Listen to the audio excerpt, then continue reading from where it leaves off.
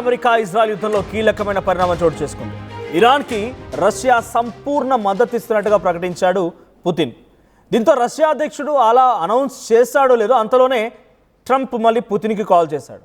Trump నుంచి పుతిన్కి ఒక phone వెళ్ళింది. ఈ ఫోన్ ద్వారా ఇద్దరి మధ్య సంభాషణ కూడా జరిగింది.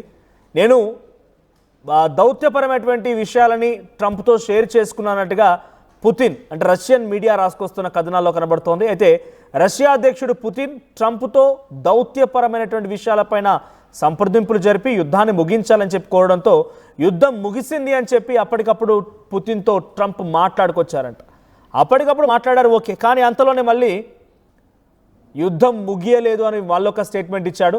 ఫోన్ మాట్లాడుతున్న సమయంలో ఒకటి, ఫోన్ ముగిసిన తర్వాత ఒకటి. అంటే రష్యా ఇరాన్కి సపోర్ట్ ఇస్తుంది అని చెప్పి బహిరంగంగా ప్రకటించడంతో ట్రంప్ భయపడిపోయాడా? రష్యా కనుక డైరెక్ట్గా సపోర్ట్ ఇస్తే ఇప్పటికే ఆయుధ సామాగ్రి లేకపోయినా డ్రోన్లతో విరుచుకుపడుతూ ఇరాన్ పెద్ద మొత్తంలో ఇజ్రాయెల్ యుద్ధంలో అమెరికాని ఇరాన్ ఎంతటి స్థాయిలో కొంత విధ్వంసం సృష్టిస్తోంది. గల్ఫ్ కంట్రీస్లో అమెరికన్ స్థావరాలపైన అటాక్ చేస్తూ చాలా పెద్ద మొత్తంలో ఫైనాన్షియల్ లాస్ క్రియేట్ చేస్తుందో చూస్తూ ఉన్నాం. ఇదే సిచ్యువేషన్లో అమెరికా ఇప్పుడు భయపడిపోవడం గల ప్రధాన కారణం ఒకటి ఏంటంటే రష్యా కూడా తోడైతే ఇరాన్కి రష్యా కూడా తోడైతే ఇరాన్ దగ్గర కొన్ని డ్రోన్స్ ఉన్నాయి, రష్యా టెక్నాలజీ ఉంది.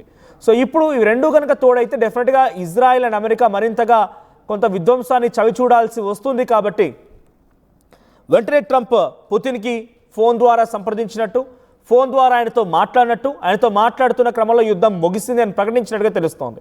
ఆ తర్వాత వెంటనే మళ్ళీ యుద్ధం ఇంకా కొనసాగుతుంది అని చెప్పి ట్రంప్ మాట్లాడుకొచ్చారు. ఒకసారి ట్రంప్ ద్వంద్వ వైఖరి, ట్రంప్ ఏం మాట్లాడారో చూద్దాం.